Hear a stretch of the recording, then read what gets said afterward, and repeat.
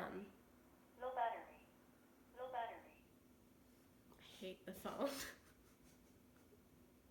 We should keep that in.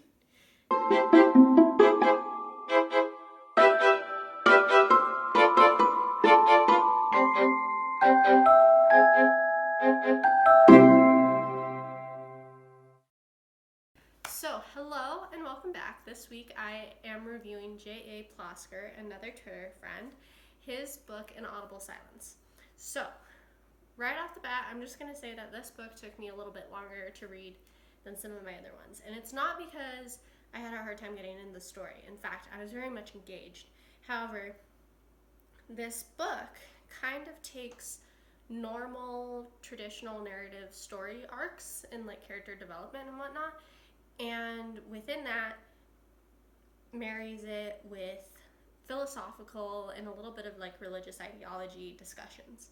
And so because of that, every now and then, and by every now and then, almost any time I read it, I would have to kind of take breaks in between to digest the discussions had between the characters. So, the characters, primary ones at least, are Jim, who is a social worker who's kind of going in the middle of a mental breakdown, in part just because he's really overwhelmed at work. He enjoys what he does, but I mean, as a social worker, I couldn't even imagine like all of the sad, overwhelming stories and emotions that he'd have to go through. And then on top of that, just in his own personal life, he's recently experienced a breakup, and it was a pretty bad one. And so just his own emotional baggage coupled with his client's emotional baggage leads him right on the first page of the book to, I'm sorry, there's like hair in front of my face, to almost step in front of a bus. So right away, the story is actually very engaging. So after he almost steps in front of the bus, Jim is upset. He's going through a lot. He's seen a therapist. He goes to his best friend's house because his friend's son is having a birthday. And while they're there, his friend Jake is kind of like, hey, how's it going? Like, are you doing okay? And Jim's like, honestly, I'm struggling. I really am. And they kind of had to talk it through, and Jake's like, you know what? Here are the keys to my family's cabin in the woods. Take some time off, recharge, have some R&R. We're not going to be there, so have at it. And at first Jim's a little nervous, but he decides it's probably for the best, and he takes off. So on his way throughout this literal journey through Arizona, I forget where exactly it starts off, but the cabin is in Mormon Lake. And on his way there, he stops to meet up with an old college professor, Professor Arjun Singh. And it's kind of funny because Jim makes a comment that he'll just always be professor, even though Singh is like, just call me Arjun. And I really related to Jim in that moment because I definitely have a few college professors that in my mind they're always going to be like Professor or their last name as opposed to like Lisa or Jeff. Anyway, so while they're having lunch and they're just kind of talking about life and stuff, Jim ends up inviting the professor to stay with him at the cabin. And while they're there, this is where it gets interesting, is they start having all of these philosophical discussions. And again, on the side of just the storyline, these philosophical discussions serve as a way to move along Jim's character development and character growth. But kind of as a standalone, they serve to really stimulate the reader, at least I think so, to think about the world in a different, new way. For example, they talk about oneness, they talk about forgiveness, they talk about the breath and the power of living in the moment. And I just think it's really interesting, and it's very engaging in its own right, in addition to just the plot of the story, because there are some other dramatic moments, like they meet this man Silas, who's this ex-army vet turned photojournalist, and he kind of engages in some of their discussions, and at one point they actually have to really help him in this serious way. I don't want to give away too many spoilers. And so, like, in both regards, it's just a very interesting book. I really appreciated at the end, Plosker included an author's note, which I think is always helpful to kind of give context to the book itself. And right off the bat, he says, this book started out as a collection of journal entries and whatnot, and I really liked that he made the comment that, like, if you're already on your spiritual journey, or if you think you might be about to take a spiritual journey, like, I hope that this book helps you. Because going back months ago to Yogi Code, it's definitely been something that I've kind of been not like heavily researching, but I think it's kind of one of those things where spirituality and other philosophies come to you when either you least expect it and or when you need it.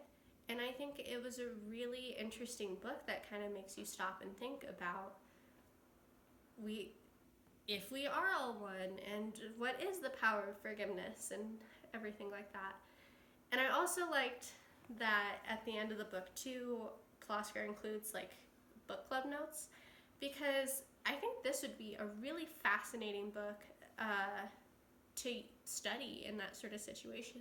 Because I think it's one thing to read a book and have your thoughts on it, or it's another thing to either read a book and then watch a review, or read a review like this, or read/watch a review and then go and read the book.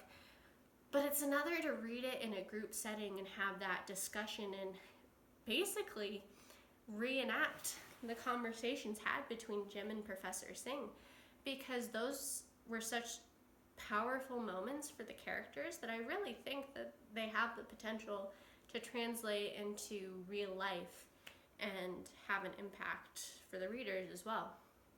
So overall, I definitely enjoyed the book. I really did enjoy it, between just the, as I said, social and philosophical commentary, and also for the character development. I thought Jim and Professor Singh and Silas, and even Kay and Maya, who were very briefly in the story, their various girlfriends, I felt like they were all very real and very believable. I mean, even Jim, and I kind of mentioned this a little bit in a previous, I think it was in the Pillow Thoughts. I always want to say talks. In that review, where like when you do have a loss of a love, how that's tough. And I think seeing Jim kind of go through that healing process, I could empathize with that. And so like immediately he was a very likable, realistic character for me. And honestly, I think for anyone, because I feel like we've all gone through hard breakups. And even if it's not a romantic breakup, just like a breakup of a friend. I was actually just talking about that this morning with a different friend. I was like, do you remember so-and-so? I really miss her. I don't know why she's ghosting me.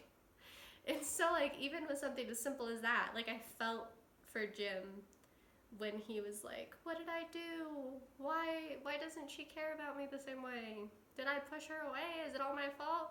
Like I've had those same feelings and thoughts about both romantic partners and also friends. Like, why don't they talk to me anymore? And so I really liked how personable these characters seemed. They seemed really realistic. And that just added to my overall enjoyment of the book, because it made not only their character growth seem more realistic, but it also made the philosophical discussions very accessible. Because it's not like reading, I don't know, Plato or Socrates. Well, not Socrates, but like Plato or Aristotle, and how it seems so distant and like hidden. It's very much like just a conversation between two people about deep worldly things. I really can't think of a reason why you wouldn't like the book. I suppose if you're not in a mindset to be open to it, it might be a little bit of a more difficult read. Like if you're just very set in your belief system, this might not be meaningful to you. And I'm not saying, like, if you're not open to other ways of thinking that you should just instantly dismiss the book. I still think that you can probably get something from it. But I think with books like this, where it kind of challenges you and it makes you think about the way that you perceive the world, I think you definitely have to be in the right mindset.